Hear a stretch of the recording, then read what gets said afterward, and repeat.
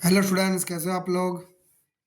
आज अपने स्टार्ट करने वाले स्टैंडर्ड 9 का जो विकास का सेकंड टेस्ट का असाइनमेंट आया है, जिसमें अपने बात करने वाले हिंदी सब्जेक्ट में सेक्शन ए में। इसमें भी ऑलरेडी मैंने हिंदी का जो सेक्शन ए का जो वन वर्ड्स के जो आंसर थे वो ऑलरेडी मैंने यूट्यूब पे अपलोड कर दिया है। जो अगर आपने वीडियो नहीं देखा हो तो उसके लिंक आपको नीचे डिस्क्रिप्शन में मिल जाएगी। आज अपने स्टार्ट करने वाले सेक्शन ए का ही 2 to 3 मार्क्स के जो क्वेश्चन आंसर है उसके बारे में डिस्कशन करेंगे। इसके पहले अगर चैनल पे पहली बार आए हो तो वीडियो को लाइक और चैनल को सब्सक्राइब करना मत भूलना। स्टार्ट करेंगे वीडियो को। हिंदी सेक्शन है, चैप्टर नंबर 5। तोपों की आवाज़ सुनकर रानी ने तात्या से क्या व्यंग्य किया। तो आंसर आएगा, तोपों की आवाज़ सुनकर रानी ने तात्या को व्यंग्य किया कि शायद ब्रह्मभोज के उपलक्ष्य में ये तोपें चल रही है। श्रीखंड और लड्डू के लिए घी शक्कर की कमी तो नहीं पड़ी। Okay, next second question. Lakshmibai को कौन सा दर्द कचोट रहा था।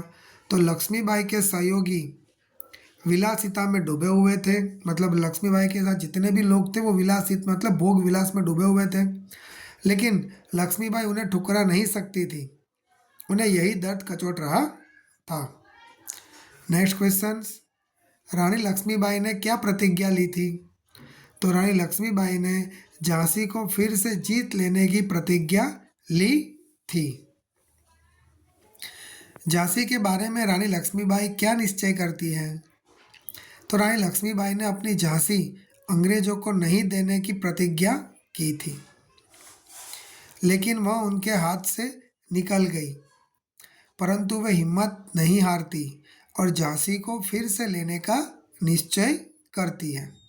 Okay, next question number 5। जूही ने किसे दुत्कार दिया था। तो तात्याराव साहब के सामने नाचने के लिए जूही को बुलाने आए थे। तब खरी खोटी सुनाकर जूही ने तात्या को दुत्कार दिया था। Done. Okay, next question. Tatya Rani Lakshmibai के सामने लज्जित क्यों हो उठे। रानी लक्ष्मीबाई ने तात्या को सरदार कहकर संबोधित किया और रानी के मुंह से अपने लिए यह संबोधन सुनकर तात्या लज्जित हो उठे। नेक्स्ट चैप्टर नंबर 11 की बात करेंगे। मोहन की पारिवारिक स्थिति क्या थी। तो इसमें आंसर आएगा, मोहन का घर आगरा में था। माँ बाप के गुजर जाने के बाद बड़े भाई ने उसकी परवरिश की थी। बड़ा भाई वकील था और शादीशुदा था। मोहन बीए पास करने के बाद नौकरी खोज रहा था। लेखक मोहन को बहुत बड़ा क्यों बताते हैं। तो उसका आंसर आएगा, बड़े बड़े लोग नारी हित की बातें करते हैं पर उन्हें व्यवहार में नहीं लाते। इसके बदले मोहन ने एक लड़की को पत्नी बनाकर उसे दुर्दशाग्रस्त होने से बचा लिया। इसी मानवतापूर्ण साहस के कारण लेखक उसे बहुत बड़ा बताते हैं। नेक्स्ट चैप्टर नंबर 11 का क्वेश्चन नंबर 3। थानेदार मसीहा कैसे बन गया। तो उसका आंसर आएगा, थानेदार ने संकट में पड़ी हुई लड़की के मामले में पूरी रुचि ली। उसने युक्तिपूर्वक मोहन के साथ उसका विवाह करवा दिया। इस प्रकार वह मसीहा बन गया। नेक्स्ट, लेखक ने ऑटो वाले की बातों को स्वीकृति क्यों दी। तो उसका आंसर आएगा, लेखक ने ऑटो वाले की जिद और आवाज़ में एक प्रकार का आकर्षण महसूस किया। उससे प्रभावित होकर उन्होंने उसके रिक्शा में बैठने की स्वीकृति दी। Okay, next chapter number 12। गधे पर बैठे अंग्रेज बच्चों के बारे में रामा ने क्या बताया। तो उसका आंसर आएगा, गधे पर बैठे अंग्रेज बच्चों के बारे में रामा ने बताया कि इन्हें विलायत में गधे पर बैठने का दंड मिला है, परंतु विलायत में गधे नहीं हैं, इसलिए इन्हें भारत भेजा गया है। डन। नेक्स्ट, रानी के बच्चे को देखकर बच्चों को क्रोध क्यों आया? तो आंसर आएगा, रानी के बच्चे को देखकर बच्चों ने सोचा कि वह बिना कुछ कामकाज किए रानी के पेट में सो रहा था। वह कुछ भी कामकाज किए बिना दाना चारा खाता रहता था, इसलिए उनको क्रोध आ गया। नेक्स्ट, रानी के साथ मित्रता स्थापित करने के लिए कैसे प्रयास किए गए? तो उसका आंसर आएगा, धीरे धीरे रानी से बच्चों की नाराजगी दूर होने लगी। वे उसकी गर्दन में झूलने लगे, उसके कानों और अयाल में फूल खांसने लगे। वे उसे बिस्कुट और मिठाइयाँ खिलाने लगे। इस तरह उनको मित्रता प्रस्थापित करने लगे। Next, chapter number 15। जगदीश बाबू ने अपनी शंका का समाधान कैसे कर लिया? तो इसका आंसर आएगा, कैफे में बॉय मदन को देखकर उन्हें लगा था कि शायद यह उन्हीं के यहाँ का एक लड़का है। बाद में मदन ने वार्तालाप करके उन्होंने जान लिया कि उनकी शंका सच थी। इस तरह उन्होंने अपनी शंका का समाधान कर लिया। नेक्स्ट क्वेश्चन, जगदीश बाबू के चेहरे पर पुती एकाकीपन की स्याही कैसे दूर हो गई?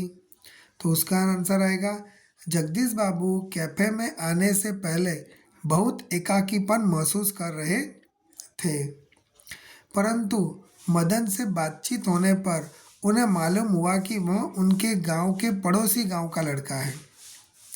इस प्रकार मदन के प्रति अपनेपन का भाव आने पर जगदीश बाबू के चेहरे पर पुती एकाकीपन की स्याही दूर हो गई। राइट। नेक्स्ट, जगदीश बाबू को मदन का दाजू बनना क्यों पसंद नहीं आया? मदन कैफे का एक साधारण बॉय था। जगदीश बाबू मध्यम वर्ग के व्यक्ति थे। सबके सामने मदन का बार बार दाजू कहना उन्हें अपनी प्रतिष्ठा के अनुकूल नहीं लगा, इसलिए मदन के दाजू शब्द की आवृत्ति पर जगदीश बाबू को क्रोध आया। नेक्स्ट, गामा पहलवान, चैप्टर नंबर 16। गामा पहलवान अपने शिष्य से लड़ने के लिए क्यों तैयार नहीं थे? तो उसका आंसर आएगा, गामा पहलवान भारतीय गुरु शिष्य परंपरा को मानते थे। इसके अनुसार गुरु शिष्य को अपने से अधिक यशस्वी देखना चाहता है, इसलिए वे अपने नामी शिष्य से लड़ने के लिए तैयार नहीं थे। Next, question number 2। किस तरह के लोगों को गुरु शिष्य परंपरा की महिमा समझाना व्यर्थ है?